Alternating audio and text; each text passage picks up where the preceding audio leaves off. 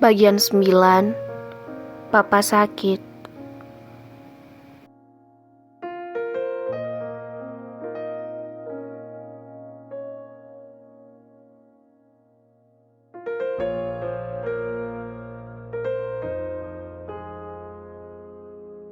Papa mertua melarikan papaku ke rumah sakit. Kulihat kepanikan di wajahnya. Sungguh persahabatan mereka begitu eratnya. Beliau memperlakukan papaku layaknya saudara sendiri. Padahal papaku hanya tukang kebun di rumahnya. Aku hanya bisa menangis menyaksikan papa yang terbaring lemah. Kubaringkan kepalanya di atas pahaku. Kuusap keringat yang membasahi dahinya. Ya Allah, semoga tak terjadi apa-apa pada satu-satunya milikku saat ini, ya Allah. Ratapku. Telepon Raka, nak. Ucap papa mertuaku dengan bibir bergetar. Baik, Pak, jawabku singkat. Aku segera menghubungi Raka. Namun, tak ada jawaban dari sana. Pasti ia tak mau mengangkat telepon dariku. Enggak diangkat, Pak, ucapku lirih. Pasti sedang sibuk, ini kan hari pertamanya masuk kerja setelah cuti.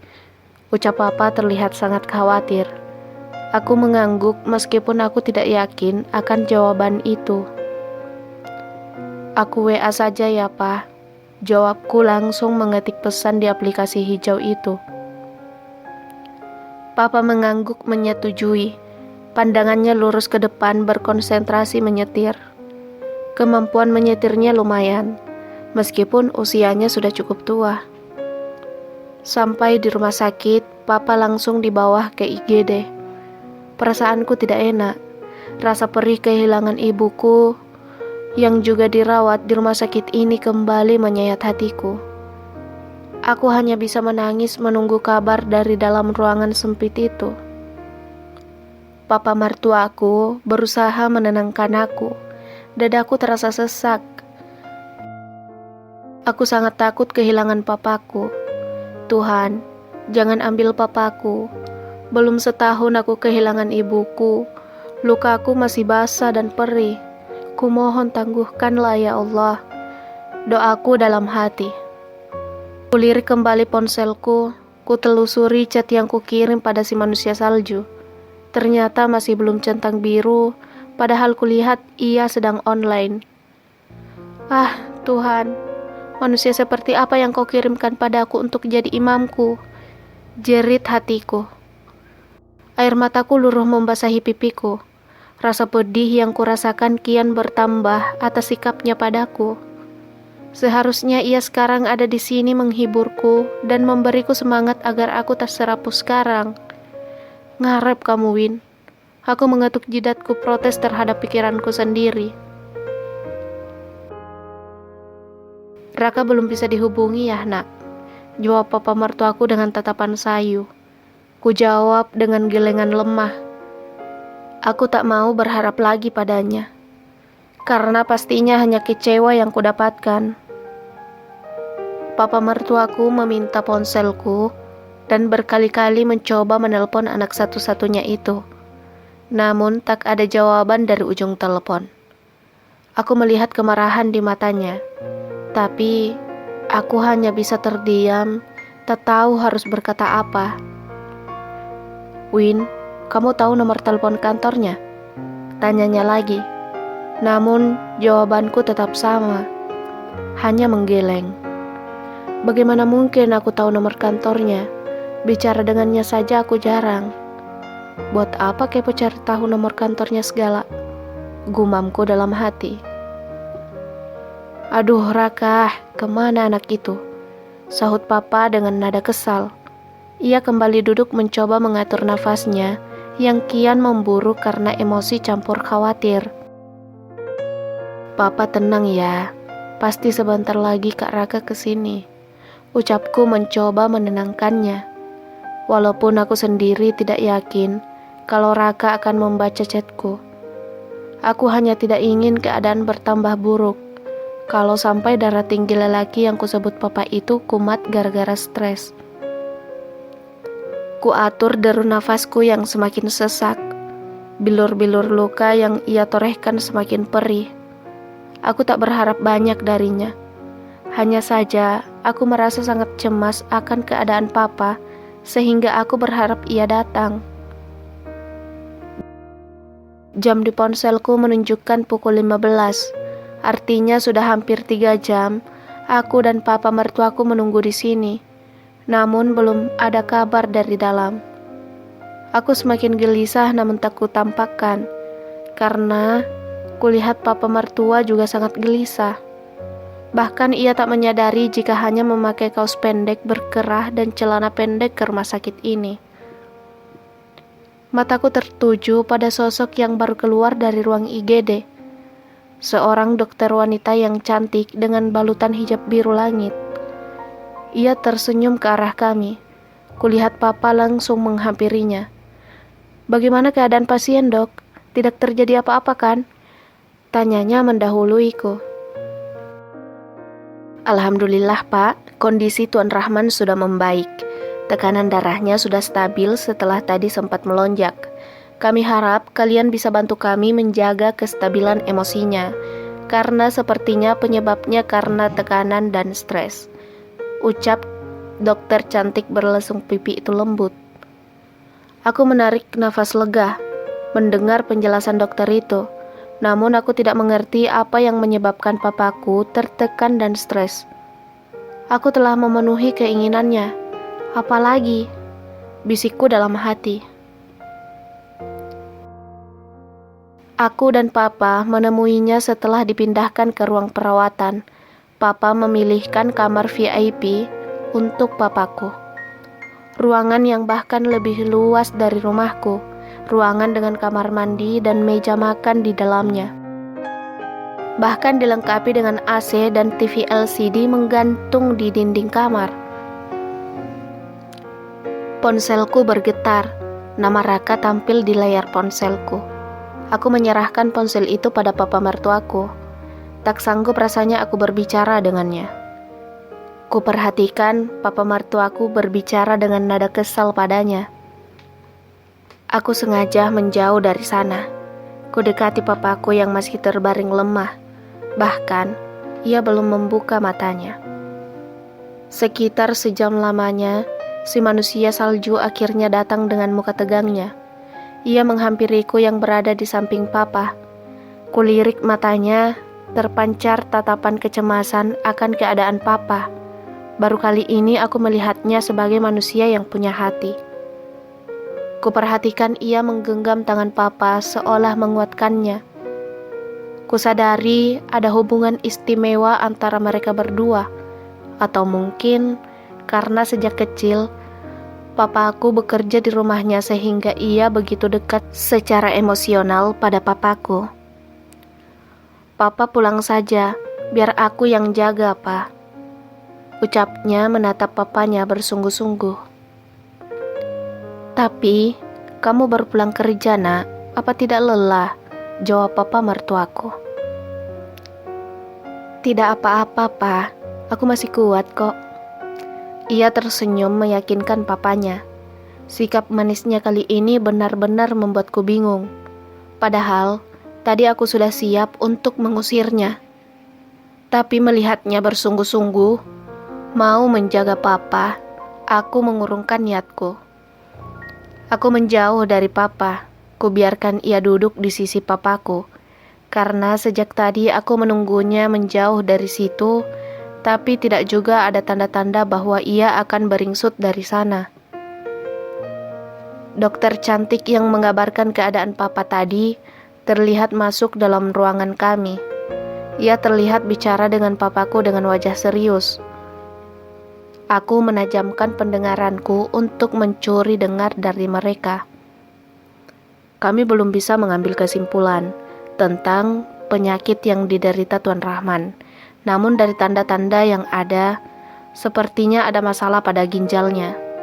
Kita tunggu hasil pemeriksaan lebih lanjut.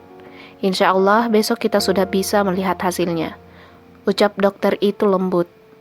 Papa yang duduk di kursi dekat pintu kamar bersiap untuk pulang. Ada kecemasan yang sangat besar tergambar di wajahnya. Dadaku kembali bergemuruh mendengar percakapan mereka dan juga reaksi papa mertuaku itu. Kembali air mataku luruh. Sekuat tenaga aku menahannya. Raka mendekatiku, aku mendongakkan kepala melihat wajahnya. Sabar ya, insya Allah papa baik-baik saja, ucapnya lirih. Apakah aku tidak sedang bermimpi mendengarnya berkata lembut seperti itu? Seluruhku dalam hati. Aku mengangguk menimpali perkataannya. Sejenak aku ingin berdamai dengannya. Papa mertuaku akhirnya pulang. Aku dan Raka menginap menjaga papa. Aku berdoa semoga untuk beberapa waktu kami tak bertengkar dulu. Melihat kondisi papa yang lemah membuatku ikut tak bertenaga. Sudah makan? Tanya manusia salju itu ringkas. Aku menggeleng. Baru sadar sejak siang tadi, belum ada sebutir nasi pun masuk dalam perutku. Aku beli makanan dulu, kamu jaga papa ya, ucapnya sambil melangkah keluar meninggalkanku yang terbengong atas sikapnya yang berubah 180 derajat. Tak lama berselang, ia datang menenteng kresek berisi sate kesukaanku. Baunya begitu menggoda, perutku semakin meronta-ronta membaui rasa makanan kesukaanku itu.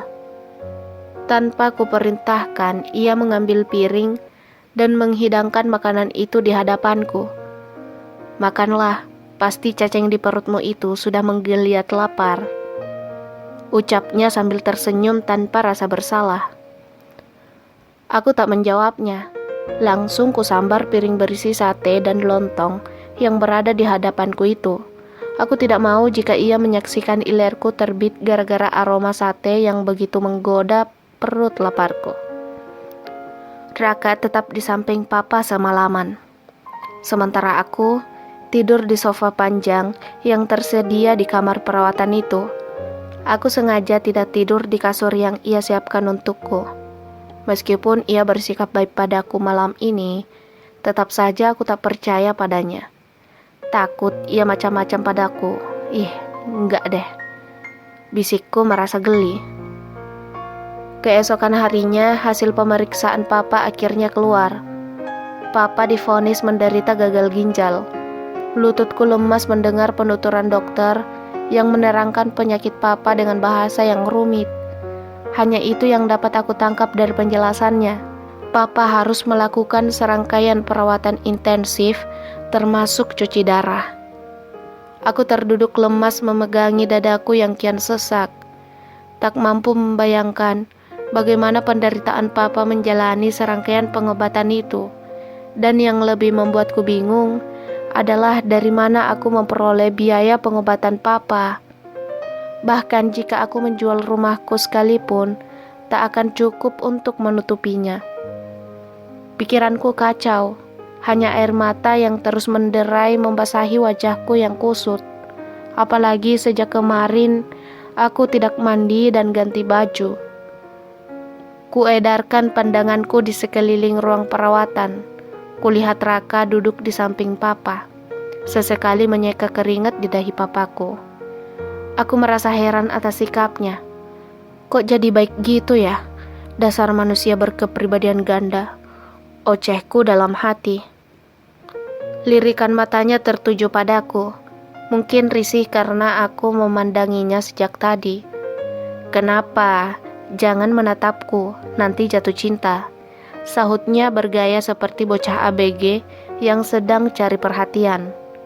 Aku mengalihkan pandanganku ke tempat lain, kesal dengan perkataannya. Entah kenapa aku tak punya semangat menanggapi segala ocehannya yang tak penting. Papa mulai siuman, jari-jarinya bergerak perlahan. Aku merapatkan tubuhku di sisi ranjang perawatan, tak peduli ada manusia salju di sampingku. Alhamdulillah, Pak, akhirnya Papa sadar. Ucapku mencoba mengajaknya berkomunikasi. Perlahan Papa membuka matanya. Ada senyum yang terlukis di sudut bibirnya, menatapku bergantian dengan Raka. Nak Raka, Titip Windah ya. Jaga dia dengan baik. Dia masih kecil dan polos. Papa percaya padamu. Ucap papa pelan membuat hatiku teriris sakit mendengarnya. Ia berbicara seolah akan meninggalkan aku. Tangisku pecah memeluk tubuhnya yang dipenuhi oleh peralatan medis yang menempel di hampir tiap bagian dadanya. Bibirku bergetar tak mampu mengucapkan sepatah kata pun pada orang yang sangat aku cintai itu. Papa tenang saja, Papa akan baik-baik saja. Windah juga akan baik-baik saja bersamaku. Ucap Raka sambil tersenyum mengusap punggungku. Kesambat malaikat mana dia? Bisa juga dia menghibur. Yang ku tahu dia cuma bisa merendahkanku. Gerutukku dalam hati. Kembali hatiku perih melihat kondisi papa yang semakin lemah. Menurut dokter yang kudengar menemui Raka tadi, papa harus segera melakukan cuci darah secepatnya. Karena kalau tidak, maka akibatnya bisa fatal bagi keselamatan nyawanya. Bersambung. Teman-teman yang penasaran banget dengan ceritanya atau mau mengintip profil penulis, yuk kunjungi platform di bawah, sudah kami tulis di link deskripsi. Dan jangan lupa subscribe, like, and comment YouTube kami juga, agar kami tambah semangat mengupdate video di YouTube. Terima kasih, wassalam.